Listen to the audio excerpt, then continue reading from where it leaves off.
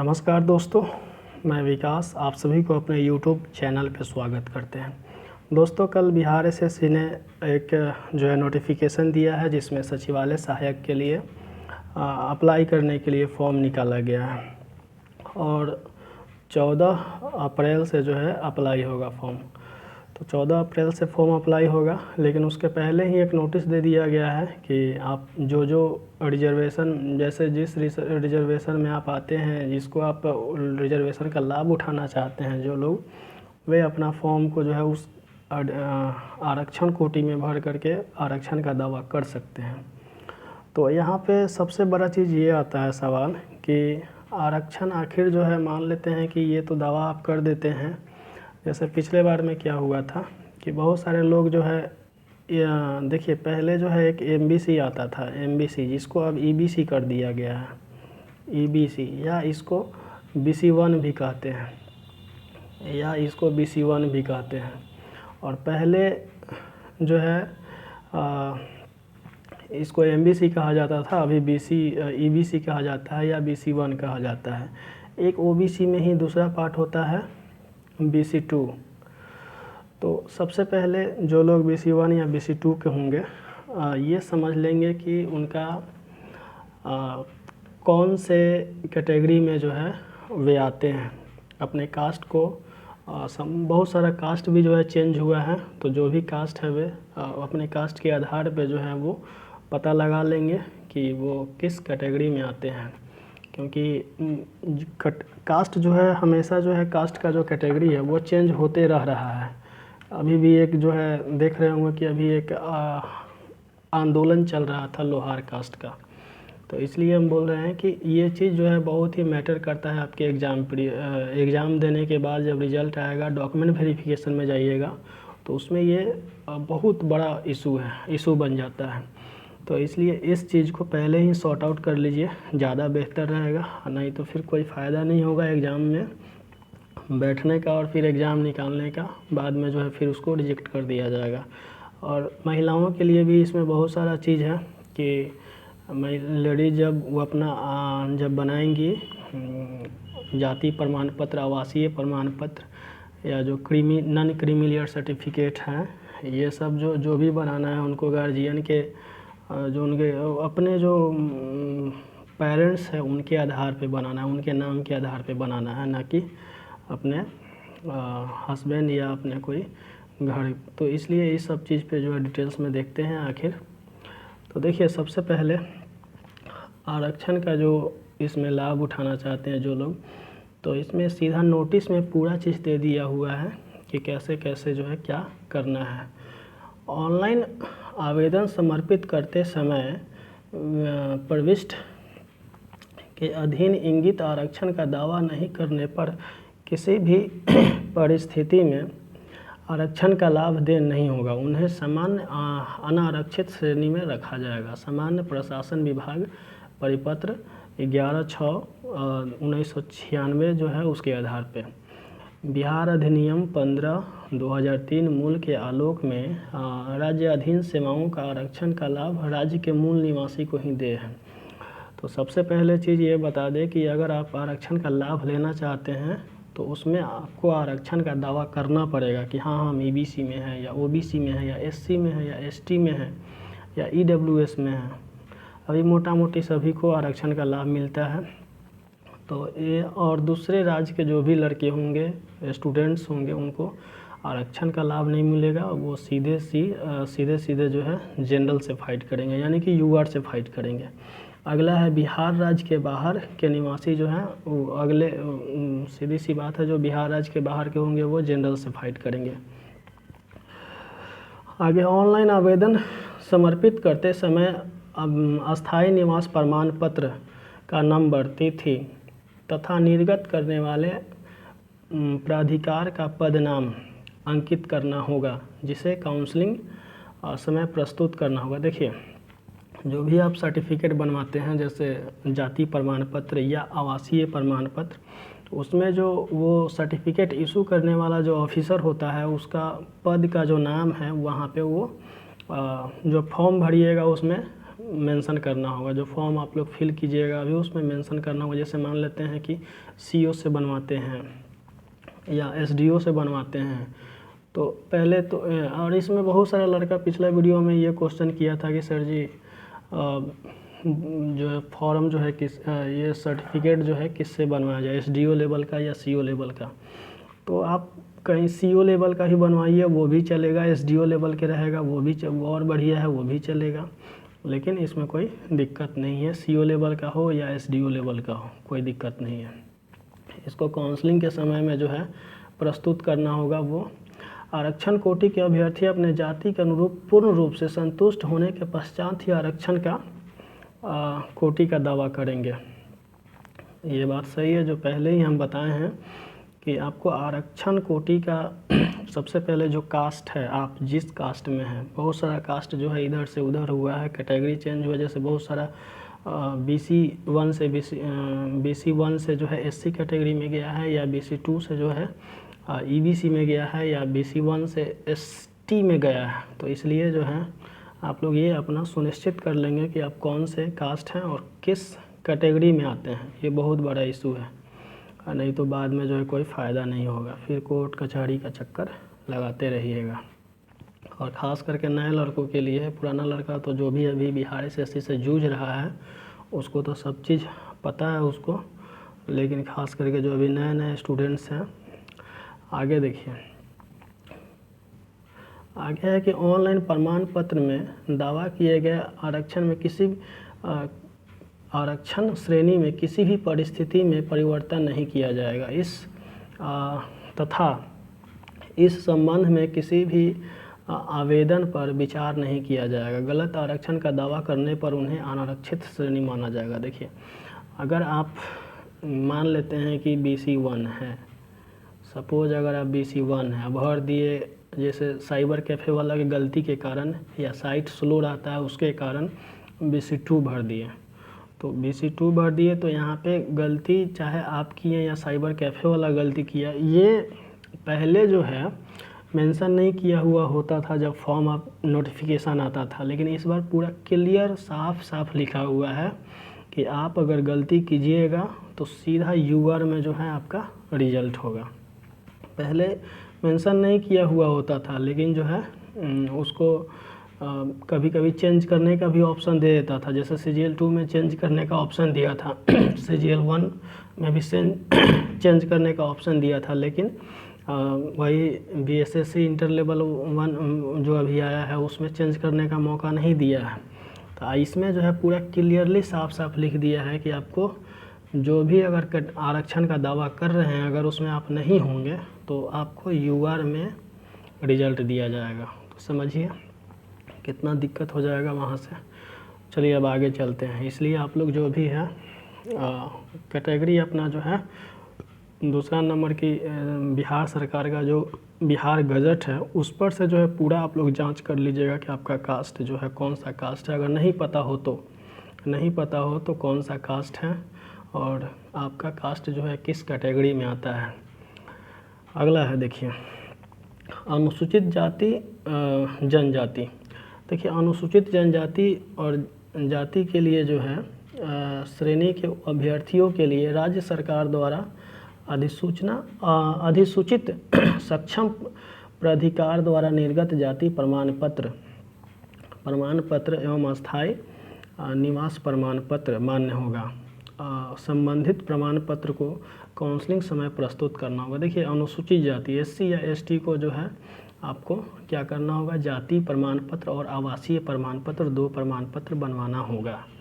अनुसूचित जाति और अनुसूचित जनजाति के लिए क्या करना होगा, जाति और आवासीय प्रमाण पत्र अभी बनवा करके अभी रख लेना होगा। अब आगे देखिए, पिछड़ा वर्ग के लिए, और जो अभी बनवाइएगा वो आपको कब काउंसलिंग में वही चीज़ जो है वहाँ पे प्रेजेंट करना है, प्रस्तुत करना है, और जो काउंसलिंग करेगा उसके सामने।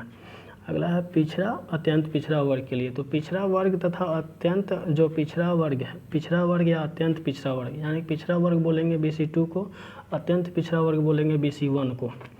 तो देखिए, पिछड़ा वर्ग तथा अत्यंत पिछड़ा वर्ग के श्रेणी में आरक्षित उम्मीदवारों के लिए अपने अस्थायी अधिवास राज्य सरकार द्वारा अधिसूचित सक्षम प्राधिकार द्वारा निर्गत क्रीमी लेयर रहित प्रमाण पत्र मान्य होगा।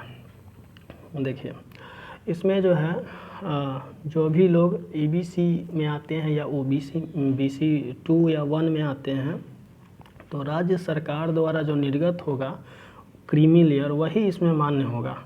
सीधा यहाँ पे लिखा हुआ है कि अत्यंत पिछड़ा श्रेणी के आरक्षित उम्मीदवारों के लिए अपने अस्थायी अधिवास या राज्य सरकार द्वारा अधिसूचित सक्षम प्राधिकार द्वारा निर्गत क्रीमी लेयर रहित प्रमाण पत्र मान्य होगा।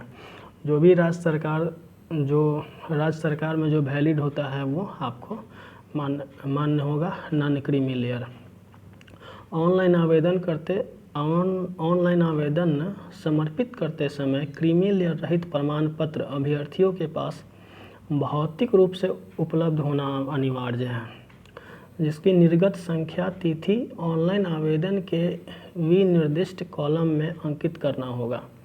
तो देखिए सबसे बड़ा चीज़ इस बार पूरा स्पष्ट लिखा हुआ है इस जो वैकेंसी है इसमें कि जो भी आपका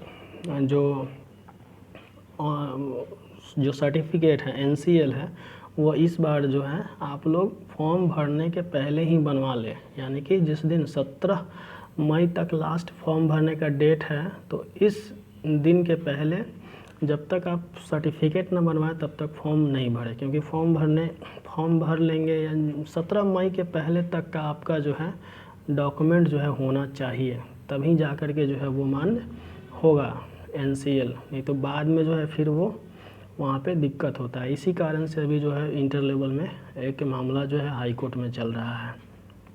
अगला है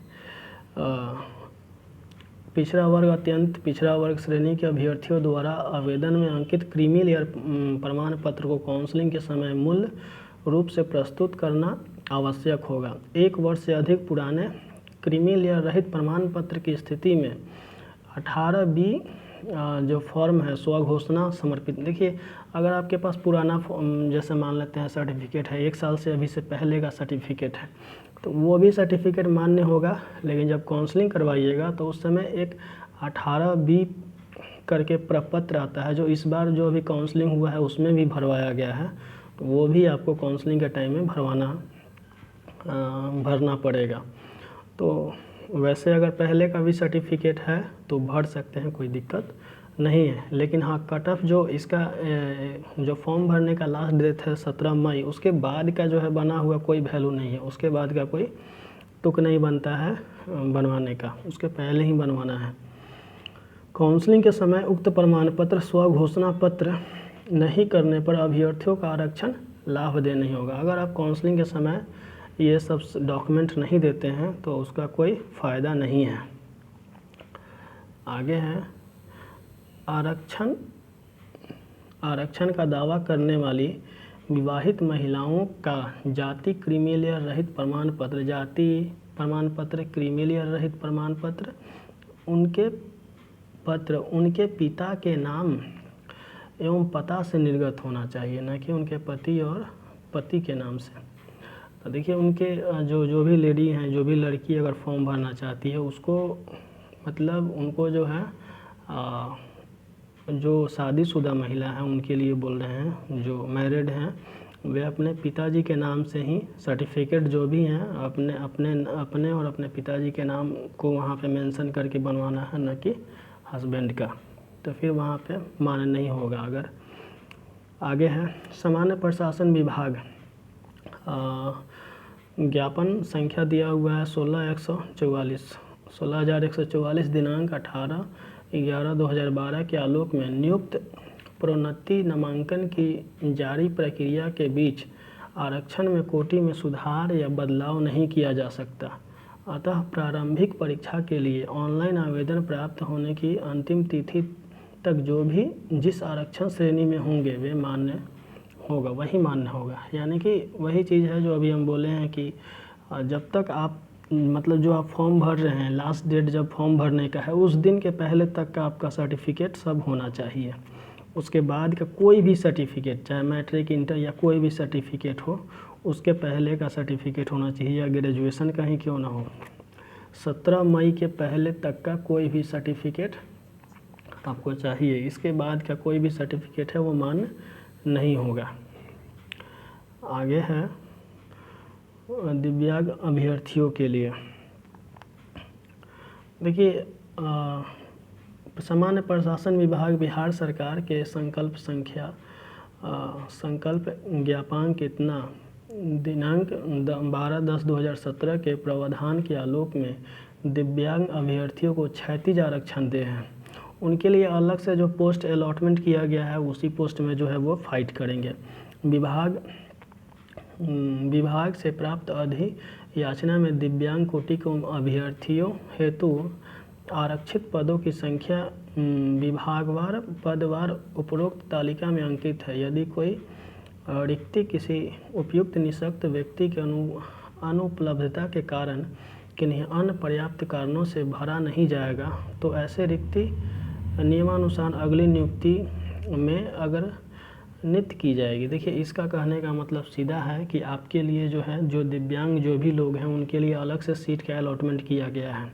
जो अलग से सीट का अलॉटमेंट किया गया है, सपोज हो सकता है कि इस अगर वैकेंसी में अगर ना भरे तो उसको जो अगला आने वाला जो वैकेंसी होता है उसमें अलॉट कर दिया जाता है।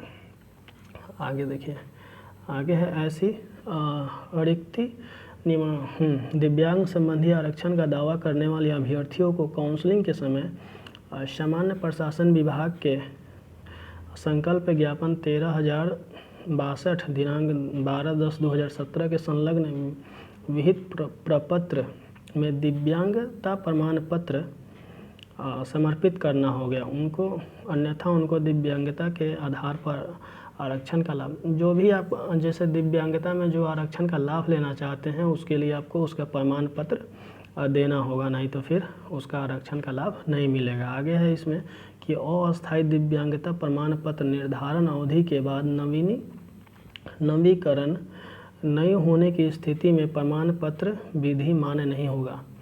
देखिए, दिव्यांगता जैसे दो प्रकार के होता है, वो अस्थाई एगो अस्थाई। तो अस्थाई दिव्यांगता मतलब जो ठीक हो जाने वाला है। तो अस्थाई दिव्यांगता के बारे में ये बोल रहा है कि निर्धारित अवधि के बाद रीन्यूअल नहीं होने पर, जैसे मान लेते हैं कि अगर आप कोई सर्टिफिकेट बनवाएं, अभी आपका दिव्यांगता जो है उस 1 साल के अंदर में है, फिर अगर वो ठीक हो जाता है तो उसमें जो है आपको वो आरक्षण का लाभ नहीं मिलेगा।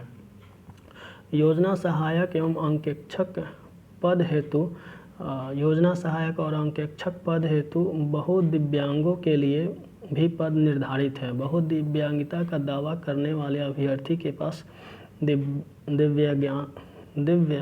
दिव्यांगता अधिकार नियमावली 2017 में वर्णित विहित प्रपत्र 6 सक्षम पदाधिकारी द्वारा निर्गत बहुदिव्यांगता प्रमाण पत्र प्रस्तुत करना अनिवार्य है, अन्यथा बहुदिव्यांगता के आधार पर आरक्षण का लाभ दे नहीं होगा। बहुदिव्यांग अभ्यर्थियों के लिए करणांकित रिक्तियों की संख्या तालिका में अंकित है। देखिए, कोई दिव्यांगता ऐसा होता है कि उनको 3-4 प्रकार के दिव्यांगता होता है, जैसे कोई आँख से भी है, कोई कान से भी है, कोई अलग अलग तरह से दिव्यांग है। तो बहुत दिव्यांगता का जो है सर्टिफिकेट आपको क्या करना होगा, एक तरह से प्रस्तुत करना होगा। तो यही सब जानकारी है दोस्तों। कुल मिला के हम यही कहना चाहेंगे कि जो भी सर्टिफिकेट है वो पहले आप लोग जो है कंप्लीट कर ले, नहीं तो फिर बाद में जो है दिक्कत होने की प्रबल संभावना है। तो ये सब चीज़ है। हाँ, और जहाँ कहीं भी आपको अगर प्रॉब्लम हो तो नीचे कमेंट कर दीजिएगा, उस पर जो है कोशिश करेंगे कि आपके लिए जो है वीडियो बना दे। चलिए ठीक है दोस्तों, धन्यवाद।